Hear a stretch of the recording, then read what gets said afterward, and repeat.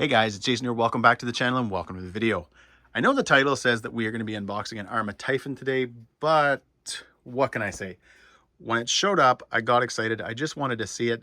I had actually already ordered the blue body and those EXB braces before I ever bought the Typhon. Now, at the time the Typhon was on sale, I knew I was going to order it and all that kind of stuff. But when I saw the blue body, saw that it was in stock, saw that it was 15 bucks cheaper than everywhere else, yeah, what can I say? I had to order it. And again, guys, the EXB braces as well. But what we're going to be doing is this. I'm going to get the buggy over in the middle of the bench. We'll get the stock body back on. We'll get the stock tires back on. We'll go over some of the basics, some of the main features of the buggy. But let's face it, if you're one of the 4 people that are into RC that don't have a Typhon, you'll find this video interesting. And if you're one of those guys that has a Typhon, well, I'm going to be talking about, guys, my plans for it, what I want to do, because really, the Typhon probably has to be one of the most diverse platforms out there. Probably only second to something like the original 6S Sentin that was out that I really wish Arma would bring back because I think it would be awesome. Or something like a Slash 4x4. Now, don't get me wrong. I'm not comparing a Typhon to a Slash 4x4 when it comes to speed and quality and all that kind of stuff. But I'm just talking about what you can do with the buggy. There's so many neat things that you can do with a Typhon. Whether it's lengthening the chassis, putting on different steering knuckles and hub carriers to widen it, different motors, different sets of wheels and tires, building a speed buggy out of it. It's a very, very wicked platform. So again, guys, what we're going to do though is we're going to get that body off, get those tires off, get it back to stock and get it back. All right, there you have it. I've got to admit, guys, when I was buying this, a part of me was kind of like, oh, should I just wait and see what happens in the next couple of months? The version 5 Typhon has been out for a few years now, so I am thinking that there's probably a change coming. However, at the same time, this buggy is pretty much perfect the way it is. So besides for maybe simple changes like a different body color, because I don't think they're going to change the mold of the body is perfect, and, maybe a different tire or something like that, I can't see them really messing with this. Probably the only thing that could come up is they may release an EXB Typhon.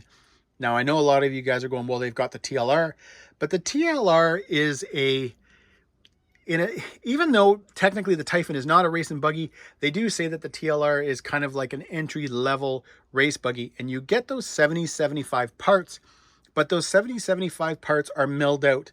So they don't have the same strength as having a solid 70-75. They're milled out. The chassis is milled out to save weight and all that kind of fun stuff. So I could see Arma maybe doing an EXB Typhon like they did with the Outcast and the Italian and the Creighton.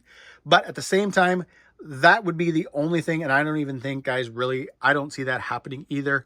So I kind of chose to just go with the Typhon, go with the RTR one. The Arrma 150 and ESC is a good ESC. It works really well. I've always kind of liked their electronics. They usually under gear them a bit, so you can always up your pinion. This buggy, guys, does come with the 20-tooth pinion. You can see it right there for doing speed runs and stuff like that. I might change this out to, let's say, a 17 or an 18 tooth, see how that goes. But I am going to be sticking with the stock electronics for a while. So you've got the Arrma 150. It runs on 3, 4, and 6S. You can adjust your punch. You can adjust your BEC. You've got that 4074 2050 kV motor. You have the S652 servo. I think that's good for 263, 264 ounces of torque, which should work pretty good, guys, in a buggy. You've got obviously smaller tires. They're a lot lighter as well. One big thing, and this is what really, in my opinion, guys, makes the Typhon very, very cool, is that it runs the same RTR electronics as every other RTR Arma, minus obviously, guys, the 8S line.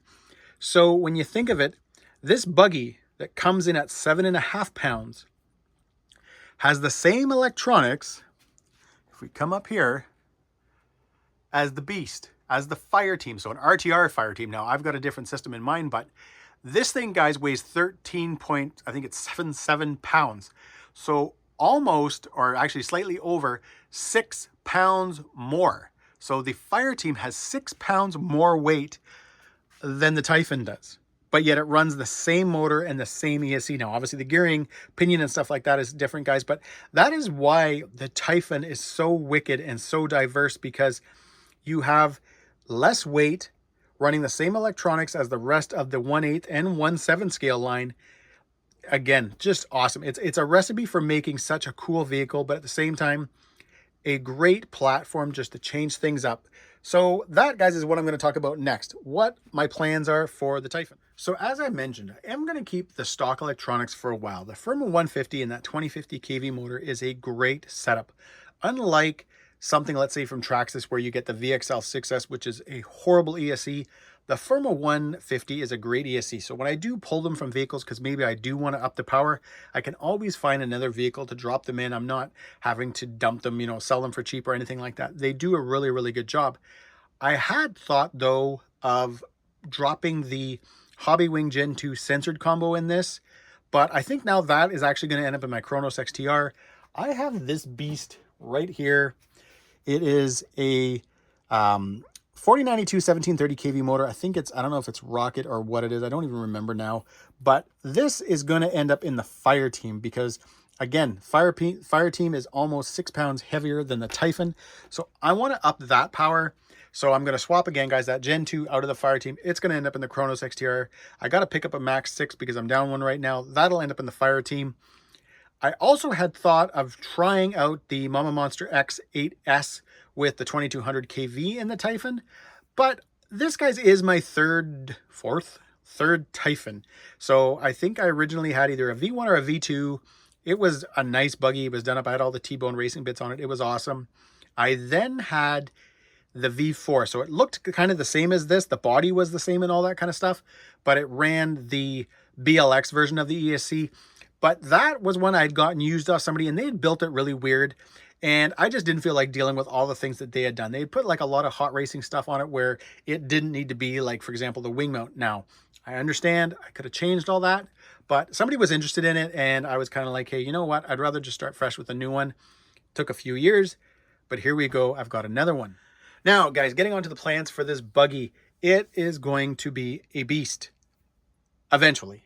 I say eventually because some of the parts I want to do, they do cost a little bit more money. Some of the parts, well, actually, most of the parts are not even in stock. So I want to swap the chassis out, guys, to a Scorched RC titanium chassis and the titanium shock towers as well, and then go from there. So as I need improvements, as I need parts, as I break them, I'm going to change them out for pretty much, I don't want to say the best of the best because that seems kind of arrogant, but the best that I can get, the best that I can afford, because I really want to make this buggy a beast. I want to be able to send it. I want to take my driving and my skill to the next level. And this is the buggy that I'm going to do it with. Overall, the Typhon is a beast out of the box. I have gone ahead, guys, and ordered all the parts to widen it. So the Creighton hubs, rear bearing carriers, stub axle, all those kind of parts. I've already ordered everything, the wheel hexes, all that stuff. So that's all en route, but it's probably going to take, guys, 2 or 3 weeks to get here.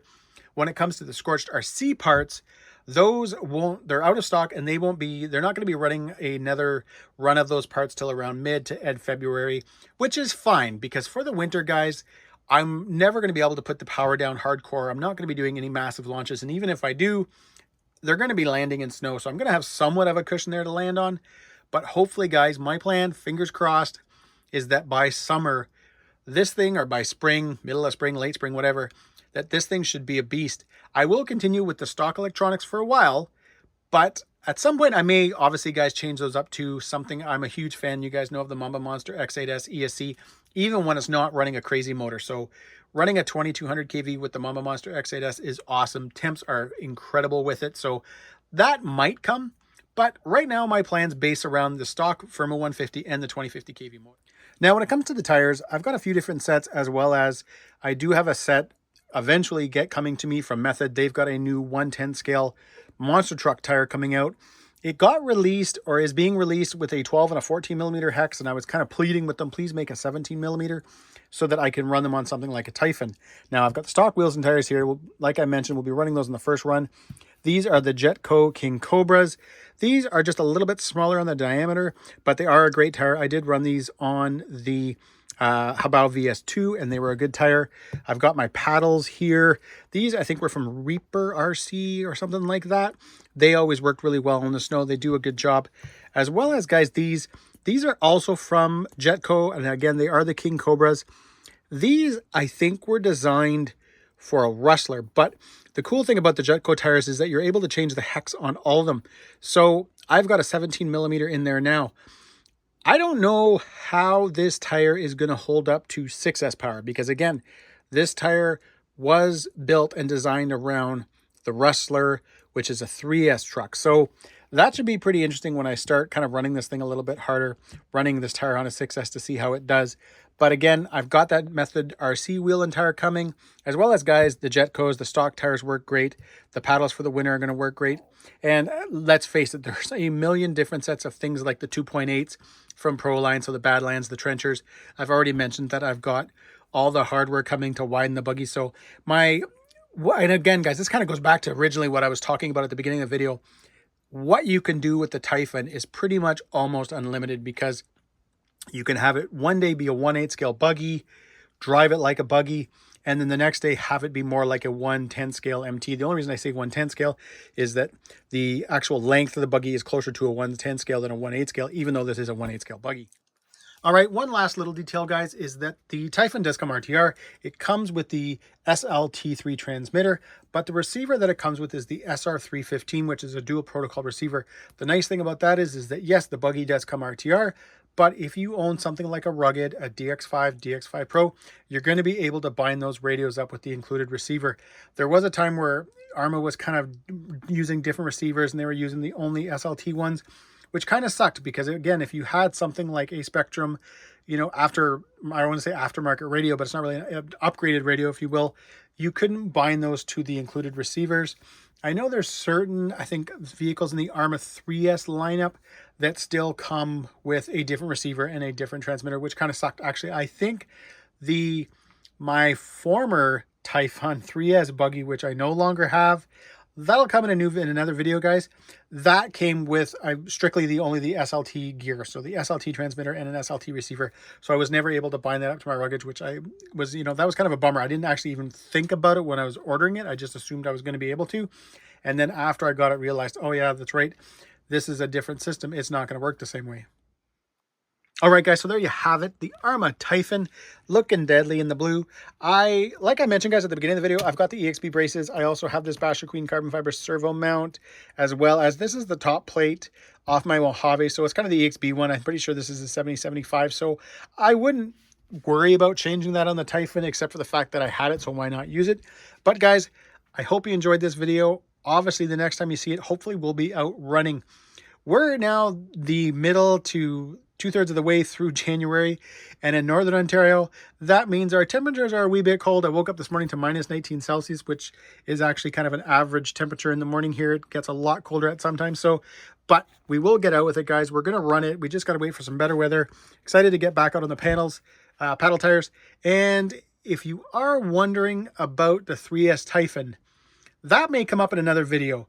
I actually still have footage left over from my last run, and it was kind of boring. Let's just say what I bought in the 3S Typhon for, it didn't do what I wanted. It didn't do what I had thought it was going to do. This is nothing against the buggy.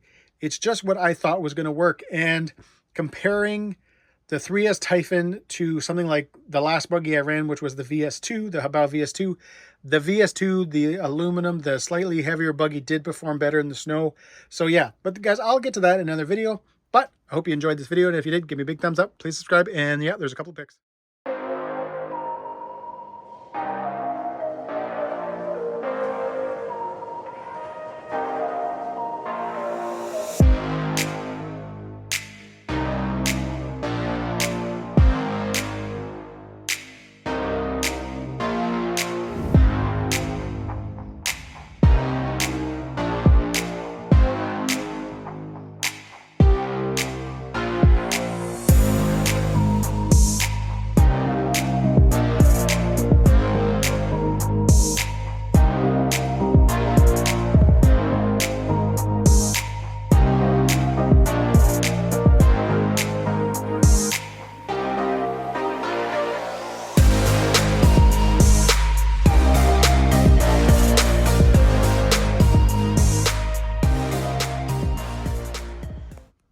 All right, I don't know if everybody knows this, but I thought this was kind of funny.